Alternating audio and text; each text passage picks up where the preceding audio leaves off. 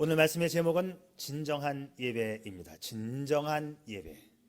예배 가운데는 진정한 예배가 있고 진정하지 않은 예배가 있습니다. 특별 새벽 기도회 기간 동안에 모든 예배 8번을 예배와 관련된 말씀을 함께 나누었습니다. 특별히 전도서에서도 또 예배가 나오고 있다는 것. 전도서는 주제가 모든 게 헛되다 아닙니까? 거기에 예배가 나온다는 이야기는 예배 가운데는 헛된 예배도 있다라는 말씀이 있지요. 자, 헛된 예배와 진정한 예배. 오늘은 진정한 예배입니다. 여러분, 예수를 믿는 성도가 그 믿음을 표현하는 방법에 있어서 가장 좋은 방법이 있다면 예배입니다. 한마디로 말해서 예배를 잘 드리는 사람은 믿음 좋은 성도라는 거지요. 성도가 해야 할 일 참 많습니다. 복음전도, 봉사, 이웃사랑 해야 할 일이 참 많지만 그 중에서 가장 중심적이고 기본적이며 본질적인 일은 하나님을 예배하는 일입니다. 하나님을 예배하지 않고 그 어떤 일을 먼저 한다는 것은 잘못된 거예요. 잘 드린 예배를 우리 하나님이 기뻐하시기 때문에 예배가 중심이고 예배가 본질입니다. 자, 이 예배는 우리의 책임이고 우리의 의무입니다. 여러분, 성지순례를 가보면 로마의 카타콤이라든지 터키의 드링쿠유 지역을 가보면 초대교회 성도들이 신앙을 지키고 예배하기 위해서 땅을 파고 지하 10층까지 들어가서 굴을 만들어서 일평생 동안, 아니 대를 이어서 한 300년 동안, 긴 세월 동안 땅속에서 예배하며 살았던 현장을 방문하게 됩니다. 자, 그들이 그렇게 살았던 이유는 바로 하나님께 마음껏 예배드리기 위해서였습니다. 예배는 이렇듯 소중한 것입니다. 기독교에서 예배를 빼면 남는 것이 아무것도 없습니다. 그래서 하나님께서는 진실되게 예배하는 자들을 오늘도 찾으신다고 말씀하고 있습니다. 하나님께서 찾으실 때에 바로 너야, 너같이 예배하는 자를 내가 찾았어라고 말씀하시는 그 대상이 저와 여러분 우리 반석교회이기를 축복합니다. 자, 질문 나갑니다. 왜 하나님께서 진실되게 예배하는 자를 찾으실까요? 왜 하나님이 진실되게 예배하는 자를 찾으실까요? 그것은 하나님께서 인간을 창조하신 목적이 예배이기 때문입니다. 이사야 43장 21절 이 백성은 내가 나를 위하여 지었나니 나의 찬송을 부르게 하려 함이라. 자, 하나님을 예배하고 찬송하는 것이 인간 창조의 목적이라는 거예요. 내가 이 땅에 존재하는 이유, 하나님을 찬송하고 예배하기 위하여. 그러니까 하나님을 예배하지 않는 사람은 이 땅에 존재할 가치가 없다는 것입니다. 사람이 영적인 존재인 것은 영이신 하나님께서 사람과 더불어 교제하기 위해서 우리를 영적인 존재로 만들었습니다. 자, 그 하나님과 교제하는 방식이 뭐냐? 예배.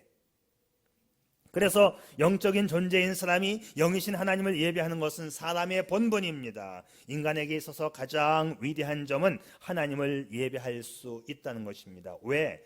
영적인 존재이기 때문에. 또 인간은 하나님을 예배할 때 가장 마음이 편안합니다. 우리 영혼은 하나님 없이는 살 수 없어요. 우리 영혼은 하나님 없이는 결코 만족할 수도 없습니다. 우리 영혼은 그렇게 하나님을 찾아 예배하도록 창조되었기 때문이에요. 하나님께서 우리 영혼에 호소하시는 어떤 음성이 있습니다. 그 영혼의 소리에 귀를 기울이는 마음이 곧 하나님을 찾는 마음이고 하나님을 예배하는 마음입니다. 일찍이 솔로몬이 전도서에서 이런 말씀을 하셨죠. 사람에게 영원을 사모하는 마음을 주셨느니라. 자, 이 영원을 사모하는 마음, 이것이 곧 하나님을 생각하는 마음이고 이것이 곧 하나님을 예배하는 마음입니다. 자, 하나님이 없다고 말하는 사람들은 다 거짓말장입니다. 성경 말씀에 의하면 하나님이 없다고 말하는 사람들은 다 거짓말장이에요. 자, 왜냐하면 모든 인간은 신이 있다는 것을 느낌으로, 직감으로 알 수 있도록 하나님께서 그 하나님을 사모하는, 영원을 사모하는 마음을 인간들 마음속에 주셨다는 거죠. 그래서 모든 인간은 신을 만나고 싶어하는 그 느낌이 있습니다. 신이 있다는 어떤 느낌이 있습니다. 자, 그것이 뭐냐? 영원을 사모하는 마음이에요. 신적인 감각이 있다는 것입니다. 자, 두 번째 나갑니다. 질문입니다. 그런데 만일 하나님께서 찾으시는 예배자가 이곳에 한 명도 없다면 어떻게 될까요? 자, 하나님께서 찾으시는 예배자가 이곳에 한 명도 없다면 어떻게 될까요?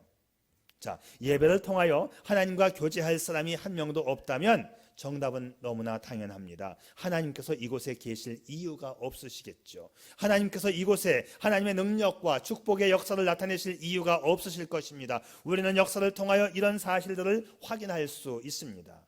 강성 대제국 로마가 망한 것은 로마가 하나님을 떠났기 때문입니다. 지금도 유럽의 예배가 점점 사라져가고 있습니다. 이것은 유럽이 타락해 가고 있다는 증거입니다. 예배가 사라지는 곳에는 하나님의 능력도 떠나십니다. 구약시대에 보면 하나님께서 성전을 떠나간 사건이 있었습니다. 그때에 아무리 열심히 기도해도 예배해도 하나님의 은혜가 나타나지 않았지요. 그러니까 여러분, 예배는요, 삶의 방식이고 목적입니다. 인간은 예배를 통해서 살아가야 하고 예배를 통하여 삶의 의미를 더하가는 예배적인 존재입니다. 직장에 다니며 돈 버는 것도 중요하지만 그것이 본업이 아니라 하나님 앞에 예배하는 것이 본업이 되어야 하는 것입니다. 이것이 하나님께서 인간을 창조하신 의도이고 목적입니다. 여러분, 하나님이 살아계신 것이 분명하다면 하나님을 예배하는 것이 또 분명하고 자명한 이치 아닌가요? 여러분, 하나님을 예배하는 그 일에 목숨을 걸 수 있기를 바랍니다. 미국에 가면 급행 예배라는 것이 있다고 해요. 이 플로리다의 이 펜시콜라시에 가면 어떤 교회에는 오전 8시에 20분짜리 예배를 드리는데 사람들이 그렇게 많이 온답니다. 낚시하러 갈 사람, 골프 치러 갈 사람, 해수욕 즐길 사람, 놀이동산에 갈 사람은 8시에 와서 20분 동안 급행 예배를 드리고 가면 되는 거예요. 예배를 안 드리자니 마음이 찝찝하고 드리자니 예배가 너무 길고 그래서 급행 예배가 생겨났다는 것입니다. 바라기는 우리 가운데 예배를 단순한 형식으로 통과 의례 지나가는 의식 절차로 생각하는 사람이 없기를 바랍니다. 죄송하지만 오늘도 예배 안 드리면 찝찝해서 나오신 분들 계시다면 회개할 수 있기를 바랍니다. 하나님께서 나를 창조하신 이유, 하나님께서 나를 통해 예배를 받으시기 위하여입니다. 나를 창조하시고 나를 부르시고 나를 예배자로 삼으신 하나님을 예배함으로 하나님께 영광 올려드리는 예배자로서의 사명과 본분을 다할 수 있기를 축복합니다. 사람들이 세상을 좋아하다 보면, 하나님과 세상을 겸하여 섬기다 보면 급행 예배를 만들어냅니다. 안 드릴 수는 없고 급행 예배를 만든 거지요. 이거는 예배가 아닙니다. 형식에 불과해요. 그러나 하나님을 좋아하면 예배 드리는 시간에 상관하지 않습니다. 중국에 가니까 완행 예배가 있더래요. 중국 정부는 진실되게 예배하는 자들을 감시하고 선교사를 추방하고 있지만 중국의 성도들 가운데에는 아주 뜨겁게 진지하게 예배하는 성도들이 있다는 것입니다. 전병욱 목사님이 중국에 가서 예배를 드렸는데 어떤 찬송가는 99절이나 되는 찬송가가 있더래요. 처음부터 99절 찬송을 다 부르니까 시간이 한참 걸리더랍니다. 그런데 찬송을 한 번 다 부르고 나니까 어떤 성도가 하는 말이, 찬송이 너무 은혜롭습니다, 한 번만 더 부르지요. 그래가지고 2번을 불렀다는 거 아니에요. 제가 나름대로 시간을 한번 계산을 해보았어요. 4절 찬송가를 부르는데 3분 정도 시간이 소요됩니다. 우리 예배자들이 시간 계산할 때 찬송가 한 곡 집어넣으면 3분을 넣어요. 그러면 99절 찬송이면 계산해 보니까 한 70분 정도가 소요되면 1시간 10분이지요. 2번 불렀으니까 찬송가만 부르는데 2시간 20분이 걸렸고, 그야말로 그래서 이거야말로 완행 예배구나. 그래서 중국의 완행 예배라는 말은 제가 처음 만든 말입니다. 자, 오늘부터 우리도 완행 예배 모드로 바꿀까요? 자, 여러분, 급행 예배나 사이버 예배, 인터넷 켜놓고 하는 예배, 그런 것은 마귀의 작품입니다. 여러분, 그런 거 선호하지 마세요. 그런 거 할 수 없어서 내가 교회 못 나올 때, 병석에 누웠을 때에는 사이버 예배도 괜찮겠지요. 내가 몸이 나올 수 없을 때는. 그런데 어떤 임시 방편으로 여러분 사이버 예배를 텔레비전 틀어놓고 인터넷 켜놓고 하는 예배 드리지 않기를 바랍니다.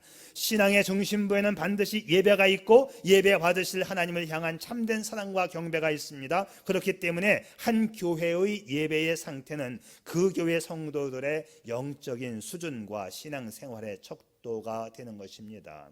자, 한 개인의 삶 속에서 그가 하나님을 어떤 하나님으로 인식하는지, 그리고 하나님과 어떤 관계 속에 살아가는지, 그가 하나님 앞에 예배 드리는 모습을 보면 그의 삶 전체를 다 볼 수 있는 것입니다. 그래서 예배의 실패자는 모든 것의 실패자입니다. 믿음이 좋은 성도는 예배를 잘 드리는 성도입니다. 자, 먼저 예배자는 자신을 발견할 수 있어야 합니다. 예? 왜 저게 나오지? 잘못 눌렀네요. 네. 뒤에 걸 눌렀어. 네, 성경을 보면 사마리아 우물가에 한 여자가 나옵니다. 자, 예수님은 이 여인에게 가서 남편을 불러와라. 그러자 여인은 저는 남편이 없습니다. 이때 예수님께서 그녀에게 과거의 사실을 콕 집어서 말씀하십니다. 그래, 과거에 너는 5명이나 남편이 있었는데 지금 살고 있는 남자도 내연의 관계가 아니냐? 이 여인이 깜짝 놀랍니다. 어떻게 나의 과거와 현재를 다 아시는 이분은 도대체 누구이신가? 우물가에 물을 길러 나왔던 이 여인은 범상치 않은 예수님을 선지자 그 이상으로 바라보는 듯합니다. 그래서 예수님을 만난 이 여인은 자신이 이렇게 살아서는 안 되겠다 깨닫고는 예배에 관하여 질문을 합니다. 우리 조상들은 이 산에서 예배했는데 당신들의 말은 예배할 곳이 예루살렘에 있다고 하더군요. 자, 물을 길러 나온 이 여인이 예수님을 만나고는 질문이 바뀌었어요. 예배의 장소에 대해서 묻습니다. 이 여자의 관심은 더 이상 우물물이 아니라 하나님을 향한 예배로 옮겨졌습니다. 오늘 본문에 등장하는 이 여인, 우리를 대표하는 인간의 모습 아니겠어요? 이 여인처럼 남편을 5이나 바꾸듯이 세상에 심취해서 살던 인간이 예수님을 만나면 자신이 죄인임을 발견하게 되고, 자신이 죄인임을 발견하는 순간 하나님을 향한 영의 눈이 열리면서 예배에 대한 관심을 보이게 되는 것입니다. 자신이 예배자임을 자각하게 되는 거지요. 자, 이것이 인간 근본적인 변화입니다. 사랑하는 여러분, 자, 우리도 예수님을 인격적으로 만나고 일평생 하나님을 예배하는 자가 되시기를 축복합니다. 어떤 예배자가 되어야 할까요? 자, 예배자는 하나님을 기쁘시게 해야 합니다. 우리 삶의 목표가 예배이고, 그래서 우리가 예배자가 되기로 결심했다면 하나님께서 받으시는 예배, 하나님께서 기뻐하시는 예배자가 되어야 합니다. 본문에서 사마리아 여인은 예수님께 예배의 장소에 대한 질문을 던집니다. 그 답변에서 우리 주님께서 예배의 장소에 대해서 말씀하지 않고 우리 예수님이 또 딴 대답을 하십니다. 뭐라고 대답하시느냐? 예배의 장소를 물었는데 하나님은 영이시니 예배하는 자가 영과 진리로 예배할지니라, 이렇게 답변하십니다. 무슨 문제냐? 예배는 장소나 형식이 중요한 것이 아니라 예배는 영과 진리로 드리는 것이 중요하다는 말씀이죠. 23절 말씀에도 영과 진리라는 단어가 나와 있고 24절 말씀에도 영과 진리라는 말씀이 나와 있어요. 바로 이것이 예배의 본질입니다. 예배는 장소가 중요한 것이 아니라 예배는 예배드리는 마음이 중요한 거예요. 영과 진리로 예배를 드려야 한다. 그러니까 진정한 예배는 외적인 조건과는 무관하다는 것이죠. 예배에서 중요한 것은 형식과 외적인 장소가 아니라 예배의 정신이 중요한 것임을 다시 한번 깨달을 수 있기를 바랍니다. 예배의 장소가 때로는 너무 더울 수도 있고 너무 추울 수도 있어요. 그것이 문제가 아닙니다. 예배의 중심은 하나님이십니다. 하나님은 형식과 장소에 갇혀있는 분이 아니라 예배자의 마음을 보시는 분이시고 예배자의 중심을 보시는 분이십니다. 예배자는 영이신 하나님을 기쁘게 하기 위하여 영과 진리로 예배해야 합니다. 자, 영으로 드리는 예배. 자, 예배는 영으로 드려야 합니다. 그러면 영으로 드린다는 게 과연 뭘까요? 정확하게는 성령의 인도함 받는 예배를 말합니다. 그러나 실제로 쉽게 풀어서 설명하면 마음으로 드리는 예배라고 설명하면 쉬운 이해가 될 거예요. 진실된 마음으로 정성을 다해서 드리는 예배, 영으로 드리는 예배입니다. 자, 우리 교회 표를 한번 보세요. 크신 주께 감사하며 온 마음 다해 예배하는 교회, 올 한 해의 표입니다. 여기에서 온 마음 다해 예배하는 교회가, 이 온 마음 다해가 바로 영으로 드리는 예배이지요. 하나님을 예배하는 사람은 찬송을 해도 마음 중심에서부터 우러나오는 구원의 감격을 노래합니다. 시편에 보게 되면 새 노래로 여호와께 노래하라, 그리고 에베소서 골로새서에는 신령한 노래로 여호와를 찬양하라 했습니다. 기도를 해도 영으로 기도하는 사람은 그 기도에 진심이 들어갑니다. 하나님의 말씀을 들어도 그 말씀이 내게 주시는 말씀으로 받습니다. 그 말씀으로 자신의 삶을 바로잡고 말씀에서 지혜를 얻고 이 말씀에 따라 내 삶의 방향을 결정하는 것입니다.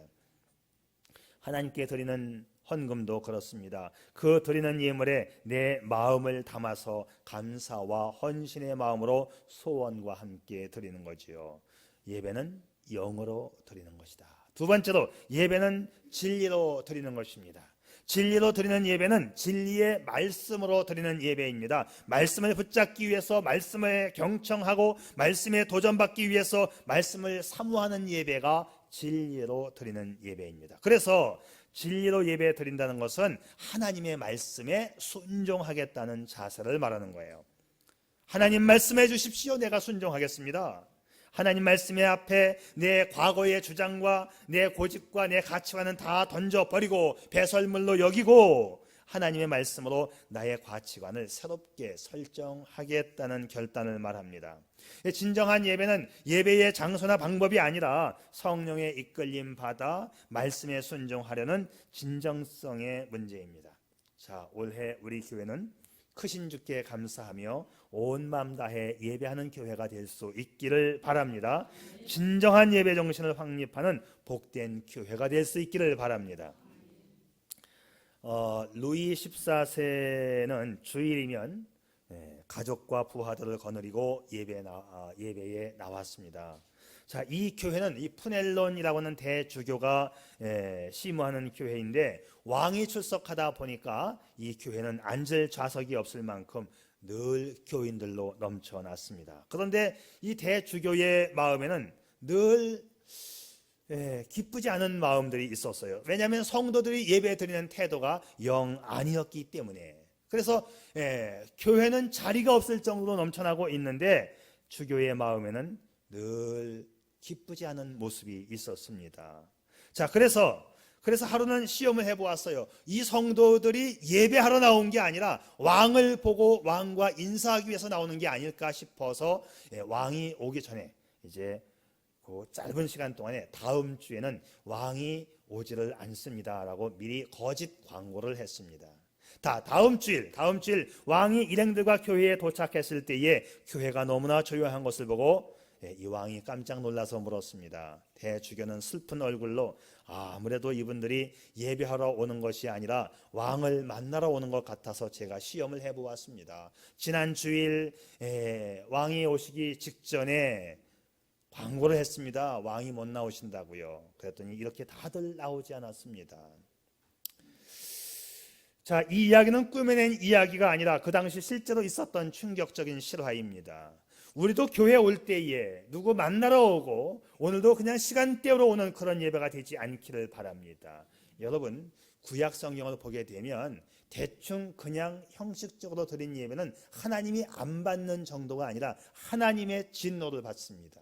하나님께 벌을 받아요. 하나님을 우롱하는 처사가 되기 때문에 그렇습니다. 그래서 예배는 정말 태도와 마음과 정신에 있어서 진정성 있는 예배를 드려야 되는 것입니다. 우리 교회도 교회 올 때에 갯돈 받으러 오거나 사람 만나러 오는 일이 없기를 바랍니다.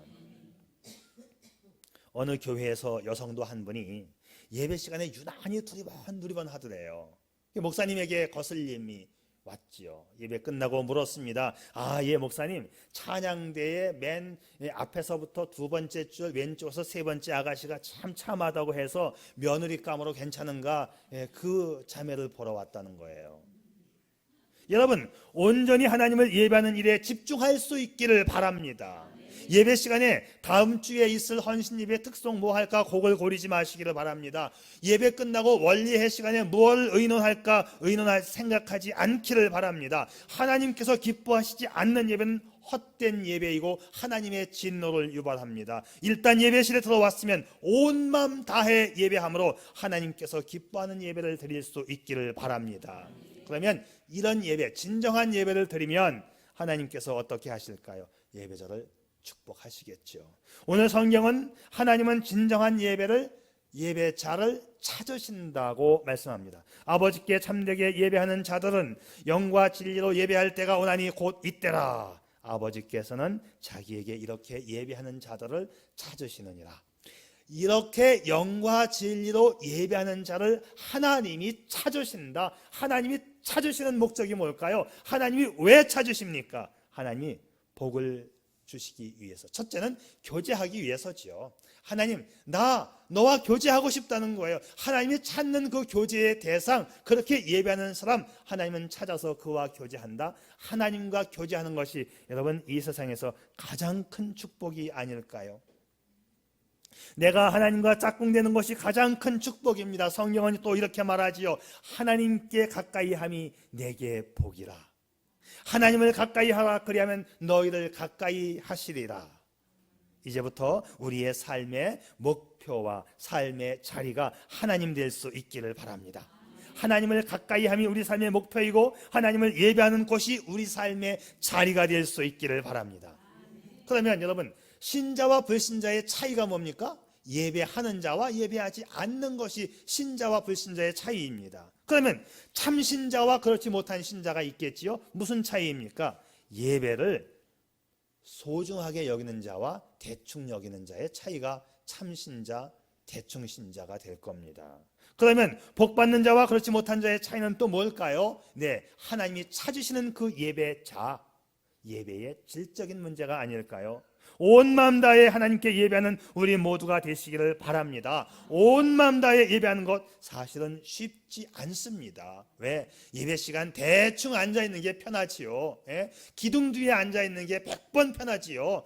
저의 시선을 피해서 기둥 뒤에 앉아있으면 눈치 볼 일도 없고 뭐 대충 팔짱 끼고 위에 왔다 내려봤다 졸았다 말았다 그렇게 하기 제일 좋은 자리가 기둥 뒤의 자리일 겁니다.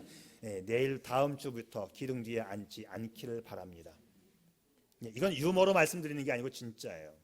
하나님 앞에 예배 드리면 진리로 드리는 예배인데, 말씀으로 드리는 예배인데 어떻게 기둥 뒤에 앉아갖고 진리를 사모합니까? 말도 안 되는 얘기예요. 편한 것 찾지 마십시오. 하나님의 진노를 유발할 것입니다. 하나님이 찾으시는 예배자, 영과 진리로 예배 드린다면 기둥 뒤에 앉지 않기를 바랍니다. 온 마음 다해 예배 드리는 거 쉽지 않아요. 대충 예배 드리는 게 100번 쉽습니다. 예배 시간에 또 심심하면 나갔다 오는 거 그거 참 재미있겠죠. 쉽겠지요. 그런 예배 하나님의 진노를 산다고 성경은 분명히 말씀하고 있어요. 어떤 40대 남자가 70대 어머니 권사님에게 이렇게 솔직히 말을 하더랍니다. 어머니, 저 오늘 교회 가기 싫습니다. 그래서 어머니가 왜 그러니? 교회 가기 싫은 3가지 이유가 있는데요. 첫째, 주일날 늦게까지 깊이 좀 잠 좀 자고 싶습니다. 제 솔직한 마음입니다. 둘째, 찬양대가 불협화음을 낼 때는 그 찬양 듣기 싫습니다. 셋째, 장로님 기도가 행설수설할 때가 가끔씩 있는데 그 기도인지 뭔지 아주 싫습니다. 이 말을 들은 어머니는 아들에게 그래도 교회는 가야 한다고 말씀하시면서 교회에 가야 하는 이유 3가지를 말씀합니다. 첫째, 교회는 사람 보고 가는 게 아니고 하나님 보고 가는 거니까 교회는 가야 돼. 둘째, 예배 드리는 것은 선택이 아니라 필수니까, 의무이고 책임이니까 가야 돼.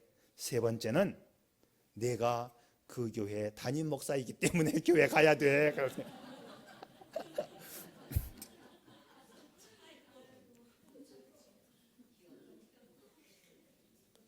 물론 이 이야기는 지어낸 이야기이지만 목사의 한 사람으로서 공감 가는 부분이 있습니다. 목사도 때로는 교회 가기 싫을 때가 있습니다. 성도들도 마찬가지이겠지요.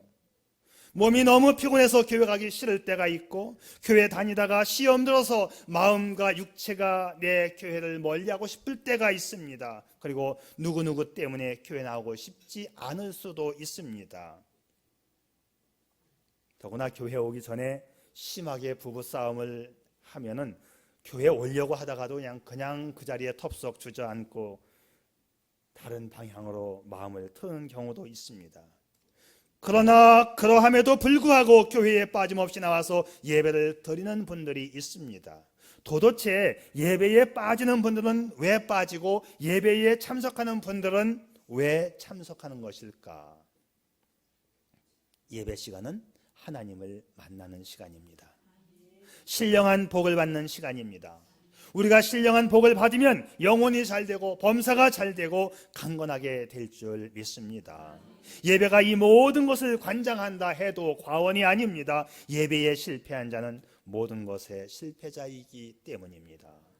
여러분, 예배의 수준을 능가하는 삶도 없고 또 자신의 삶을 능가하는 예배도 없습니다. 무슨 말이냐면 예배의 수준과 내 삶의 수준은 똑같이 간다는 거예요. 달리 말하면 개인의 예배 드리는 그 수준을 보게 되면 이 사람의 삶을 알 수 있다는 것이죠. 그래서 예배와 개인의 삶은 함께 갑니다. 예배가 그의 삶을 말해주는 것이고 그의 삶이 예배를 말해주는 것입니다. 예배 드리는 만큼 복을 받고 예배 드리는 만큼 기쁘고 행복한 삶을 삽니다. 예배 가운데 하나님을 찾으십시오. 하나님과의 만남을 사모하십시오. 간절히 사모하는 영혼이 될 수 있기를 바랍니다. 목마른 사슴이 시냇물을 찾기에 갈급해하는 것처럼 여러분의 영혼이 예배하기에 갈급해하는 심령 될 수 있기를 바랍니다. 하나님은 그렇게 갈급해하는 성도를 찾으시고 또한 만나주십니다. 하나님께서 찾으시는 그가 바로 축복의 대상 아닐까요? 부디 여러분 진정한 예배자가 되시고 하늘의 신령한 축복과 이 땅에 기름진 것으로 복을 받는 성도가 될 수 있기를 축복합니다. 네, 기도하시겠습니다.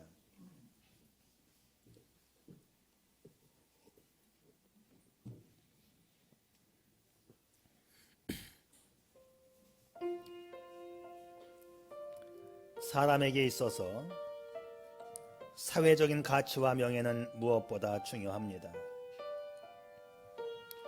그런데 그 삶의 축복을 내려주시는 분이 하나님이심을 당신은 아시나요?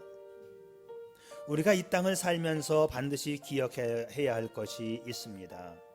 첫째, 우리의 인생이 하나님으로부터 지음받은 영적인 존재임을 인식하는 것입니다. 둘째, 내가 영적으로 지음받은 존재이기 때문에 나를 지으신 그 영이신 하나님을 예배할 때 하나님이 기뻐하십니다. 우리가 하나님을 예배하는 책임과 사명을 감당하면 하나님께서 기뻐하시고 복을 주시는 것이지요. 오늘도 하나님은 영과 진리로 드리는 진정한 예배자를 찾으십니다. 하나님께서 찾으시는 그 진정한 예배자가 여러분이기를 축복합니다.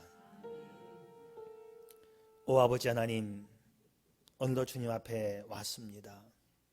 나를 예배자로 삼아주시고 나의 예배를 받으시고 오늘도 하나님께서 내게 주시고자 하는 말씀으로 내 속심령을 채워주시고 나를 인도해 주시옵소서.